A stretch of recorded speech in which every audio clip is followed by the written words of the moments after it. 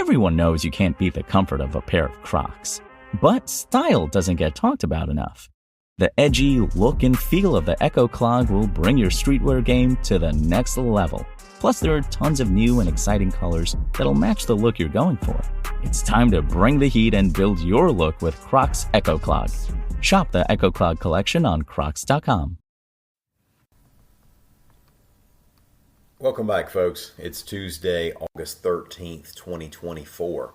Born on this date in 1973, former Alabama and Dallas Cowboys running back Sherman Williams of Mobile.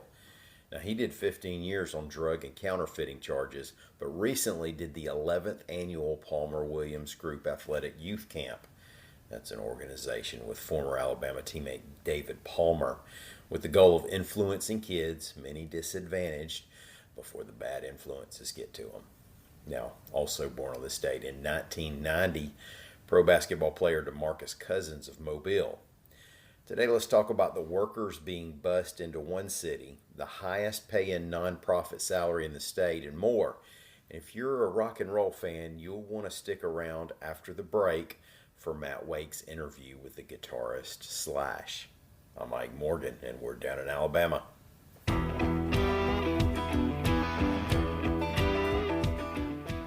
Now, over the past week, there's been a bit of a dust-up, at least on social media, over photos of charter buses bringing people to Albertville. What are they doing here? And are they being secretly bussed in? Are they in the country legally?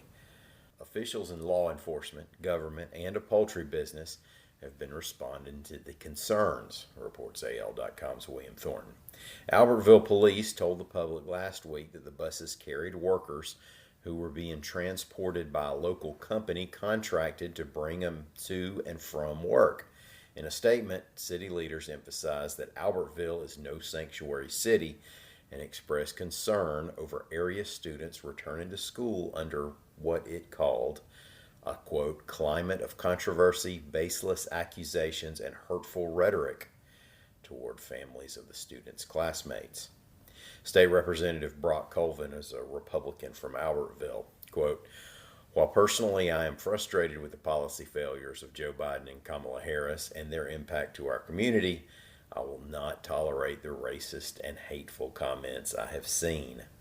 Now, meanwhile, Pilgrim's Pride, a poultry processor, said it has had a job applicant wait list of workers in the area and that jobs opened up with an expansion at its Russellville plant. So it's been transporting workers to and from Russellville. The company said the workers are legal employees. So how much money is there in working for a nonprofit? Well, that depends on the job you have, of course. AL.com's Hannah Denham did some reporting for the Birmingham News Daily Digital Edition on Alabama's highest paid nonprofit employees for the 2022 tax year. She found that most are physicians. The top 13 were men. Coming in at number 1 on the list was Power South Energy Cooperative's Chief Operating Officer and Vice President Damon Morgan. No relation. He pulled $6.7 million in 2022. The state's top revenue-generating nonprofit was the University of Alabama Health Services Foundation, which brought in more than $900 million. It had 4 of the state's top 10 earners. The biggest celebrity on the list was Greg Sankey, the Southeastern Conference Commissioner, who made more than $3.5 million. Now, you can find more of Hannah's report on nonprofit salaries and so much more by subscribing to the Birmingham News Daily Digital Edition. I'll put the link to this story in show notes. Well, if you have a Regions Bank debit card, you might have had it decline if you tried to use it Monday morning. That's always fun. You had to give the cashier that innocent look and ask to try again, while the cashier and the person behind you in line wonder to themselves how you can go through life so irresponsibly. Well, it turns out that you were right. It was the card's fault. There are no cyber attack concerns, however. AL.com's William Thornton reports that a Regions spokesperson said it was a system error and that no information has been compromised. Every now and then in this business, you have to break news that is extra painful for some members of the community to hear. So make sure you're sitting down right now in case that means you in this case. Wesley's Booby Trap in Summerton has announced that it is temporarily closed, reports AL.com's William Thornton. The reason given for the closure was, quote, some much needed and overdue vacation time. So to you dance enthusiasts out there, try to hold it together. Hey, we're going to take a quick break. If you stay with us, you'll get to hear AL.com's Matt Wake interview the guitarist Slash, who plays a show tonight at Huntsville's Orion Amphitheater.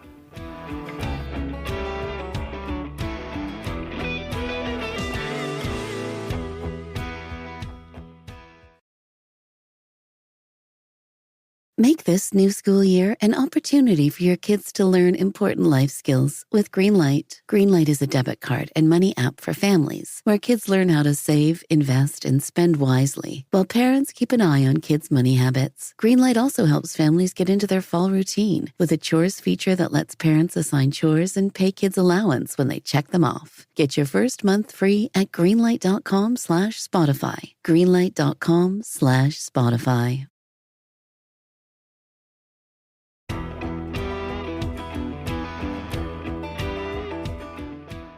Slash is on pretty much everybody's list of the greatest rock guitarists. Even me, a Jerry Reed, Vince Gill kind of guy, wore the paint off of the Appetite for Destruction CD and the work Slash did with Guns N' Roses. Now he's playing the Orion Amphitheater in Huntsville tonight, and recently AL.com's Matt Wake had the following conversation with him. They'll touch on tonight's show, the blues album Slash has recorded with a stream of musicians and singers, the pedal steel, and the southern influence that he didn't even know that he had. Hey Slash, how's it going? I'm good, how are you? Matt Wake with AL.com in Alabama, advancing the Serpent show. And anything interesting about maybe opener will sit in with you, or maybe you'll pop up to jam on a song with an opener or two? Yeah, right.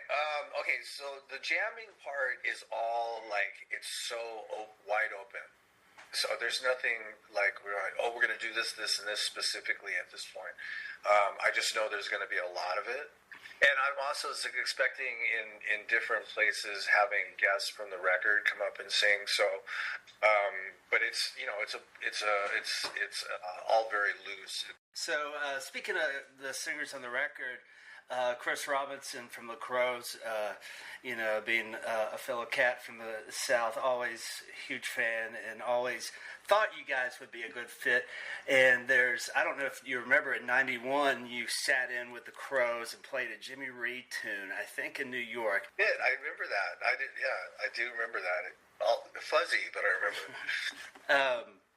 But anyway, Chris sings the Pusher with you by Steppenwolf on here. Got a cool story about picking Chris for that track, or tracking with him, or and also kind of like how that's the opener. It just kind of slithers in. Yeah, there's a whole thing to that. I mean,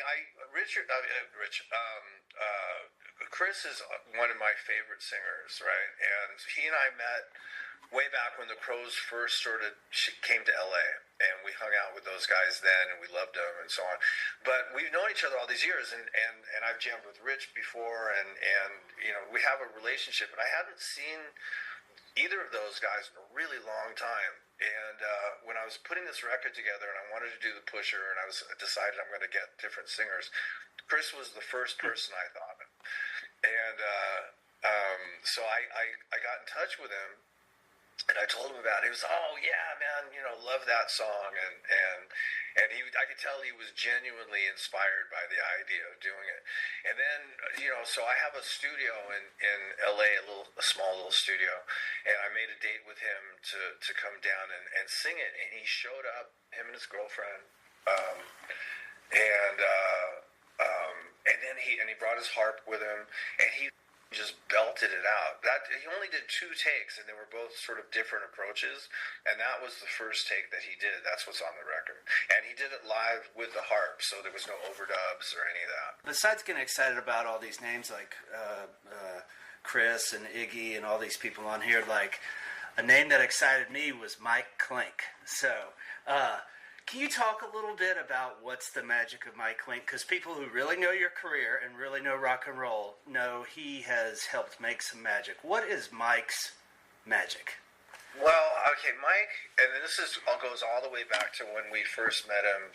Guns N' Roses first met him back in 1980, I guess in 1986 or 87. He is a producer, but he's not an intrusive, overbearing producer. He doesn't want to try and take his ideas, his style, and his whatever, and put it on the band and make the band conform to that. Like, let's say Mutt Lange or somebody like that. He hears the band and he knows how to capture the band's high points, and get that without having really to say much. And then, the other thing about Mike is that he is an amazing engineer. And I think when he was such a great engineer working with, I'm trying to think of the producer's name, that did like Heart and UFO, it'll come to me. And so he really got great engineering chops. So when he first recorded Guns N' Roses, we recorded with a couple different people at that point, trying to find a producer. He came in and we did a song called Shadow of Your Love with him, and he just captured what the band sounds like, but made us sound like that much more professional just because of a good recording, and then just let us fly. The reason I don't record with them all the time is because there's always that Guns N' Roses comparison with any hard rock thing that I would do, But in this context, I was like, the guy who could really capture this particular outfit and get these sounds as honest and pure and raw as I want them and make them sound good is Mike Clink. One of my favorite moments on here is the version of Stormy Monday, and you do this intro that almost is kind of flamenco-flecked, maybe a little bit of Since I've Been Loving You in there too. Then Beth Hart just destroys the vocals, and there's a kind of a cool modulation of the arrangement at the end. One, did you improvise that intro? And two, got a cool story from cutting that, because to me it's just one of my favorite parts. No, let's get into it. That was interesting. The whole recording of that song and the whole arrangement is interesting. The actual beginning I did twice, because I had those and then I heard a melody thing. I said, I got to go back and do this thing I heard. So that took 2 takes. But the actual song itself, when we first started doing it, was based off of the Etta James live version, which I think is great, from the 60s. And so that's what the band really based the whole thing on. And when I talked to Beth about doing it, she goes, yeah, I'd love to do it, but what if we did it in a minor key? And I went, oh, well, I mean, that would be a whole different trip, but it would be cool. So the band got together. She hadn't come into the picture yet, as physically come in. So the band got together and we worked out a minor arrangement. And then while we were doing that, Ted, the keyboard player, goes, well, how about if we modulate at the end back into the original major key? And so I said, oh, that's a great idea. So we worked all that out. So we did that in the 11th hour of pre-production. So we went into the studio to record the song. We didn't really know it that well yet, right? And Beth is supposed to come down. So we go to rehearse it. We figure we'll rehearse it a couple times and Beth can sing it. She was in the studio. We didn't even know. So we started to play it and she just started singing. And I was she was behind me. I didn't know she was behind me. She's in the and I'm like, oh. So it was really sort of like flying by the seat of our pants, everybody looking to make sure that the changes were right, and we had that modulation thing and all that, and then also to know where she's going to go, because she sings sort of loose and like this, so we didn't know where she was going to land all the time, and so it was really sort of like a very impromptu take. It was the only take we did. Whoa. So when she was done, she collapsed on the floor. She said what she had to say at the end, which we kept. Yeah. It was done for the day. She put everything she had into that take, and that was it. So that was what we, and that's why we kept all the candid stuff at the end, so you could really sort of get an idea of what that whole energy was like, you know. But she had just came back, and I didn't know this until afterwards. She had just came back from Jeff Beck's memorial, and she landed and came straight to the studio. So she was super emotional, and it was just like one of those almost lightning in a bottle moments, you know. Well, you guys captured it, and I got hip to that song "Stormy Monday" back in the day from the Allman Brothers. And Dickie Betts recently passed, and I always heard, echo. There's a lot of things that made you different coming up, but I heard an echo of the Allman Brothers melodic melodic blues, and I wonder if you have any thoughts on Dickie, his passing, and I also was curious if your I think 88 Standard Jessica was maybe named for the Allman Brothers song. Oh, that's funny. All right. So Dickie was amazing, and it was sad that we lost him recently. It was really hit home. But as a player, man, he was a monster. And the thing was, is the Allman Brothers had a big influence on me without me really knowing that I was influenced by the Allman Brothers. Because I can't say that I was a big Allman Brothers fan, because I was like a hard rock guy, and I was sort of southern kind of thing. But the melodic sensibility of what those guys did stuck with me, and it really put a stamp on my playing without me even knowing it. So now when I listen to Dickie Betts, I hear me. Like, I hear his playing on my stuff all the time, because there's so much of that really, you know, it's just, but it was very, very what you call subconscious. I don't think I ever sat down and physically learned any Dickie stuff, you know, or even Dwayne, you know, but those guys, but that sound was so prominent that it just influenced me without me even really paying attention. Now I'm a huge Dickie Betts fan, like in earnest. Like, I listen to his and I know everything note for note, and I pay attention. But it was big. Anyways, as far as Jessica is concerned, it's funny you should say that. I don't know where the name Jessica came from. That guitar I've been with for a long time, and Adam Day, who is my guitar tech, you know, that guitar has seen a lot of, and I was sort of inebriated for a lot of it, but the name Jessica just sort of became. Like somewhere between the 90s and Velvet Revolver, that guitar just became Jessica. I have no idea how that happened. There's cigarette burns on there that I don't know how they got there. This guitar is pretty funny. You could tell some stories, I know. I've always wanted to ask you this. During your career, you've worked with a ton of great singers, including on this record, and Tash also, who's I think is going to be on the road with you. But I've always wondered, has anybody ever, whether it was like a producer or management or colleague, tried to talk you into or suggest maybe you should sing as well as play guitar, a la Jimi Hendrix? Right. Well, it's, you know, when I was in high school and just after high school, I had a hard time finding singers. That trying to find somebody who really can genuinely sing rock and roll is just, it's not easy. And so I got frustrated at one point and started singing myself. And so I can sing. I have what you call very sort of gruff rock and roll voice, you know, but I can sing in key, so it works, but it's not my personality. It freaks me out to look anybody in the eye, even if I'm playing guitar. You know, you hide behind the guitar. So for me to write a lyric, a lyric has to have some emotional content in it, and then you communicate that to an audience to sing your song. That's can't even approach that wholeheartedly. I'm way too introverted to do it. So it's come up a few times in passing, you know, but it's not something that I can imagine doing. Very last question. Any surprises in the set? We'll have this. Pedal steel. I'm working on that. Yeah. Me too. Oh, no way. Way. That's my obsession at the moment, right? And I don't know what I'm going to do with it, but I just love the instrument. I'm digging learning how to play it because it's such a complex thing. But you can do so many amazing things with it once you get a handle on it. It's getting the handle on it. That's the hard part. Yeah.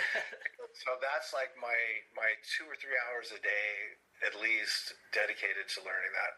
So that's a thing. And that came out of something that was in the back of my mind too. Like I always wanted to do it, and finally broke down and said, okay, went and bought one, used one, And so that's been going on for the last couple of years. So there's one thing. Any surprises in the set? What we might expect besides the cool stuff on Orgy of the Damned? Any, if you don't want to give away the keys to the kingdom totally, but anything? What else is going to be in the set? There's going to be a lot of cool in the set, but I can't tell. I'm not going to tell you the names of songs and stuff. But the set is, there's a lot of cool blues stuff that's not on the record. The record will be on there, but we got a full hour and 45 or whatever it is to cover. So there's a bunch of really cool blues stuff that covers a pretty wide gamut of artists. Like from Rory Gallagher to Little Walter, and like there's no B.B. King on the record, which I would have loved to have done a B.B. King song, but I couldn't think which one I wanted to do that had the lyrical content that I was like cool with to actually record. So there'll definitely be some B.B. King in the set, and then there's also some more sort of R&B stuff, so it's gonna be cool, definitely cool. Awesome. And then what was the other part of that question? Yeah, I think that was it. Any surprises in the set? I think you answered it.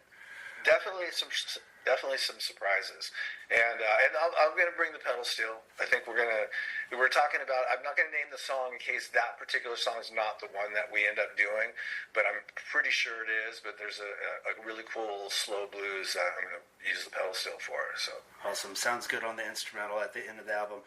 Slash, thanks for the conversation. Thanks for the music, and Libby. Jody, thanks for coordinating, and hope you guys have a great day. Appreciate it. No, it's fun talking to you. Cool. Yeah, likewise. Thanks for the interview, Mr. Matt Wake, and thanks to y'all for listening to us.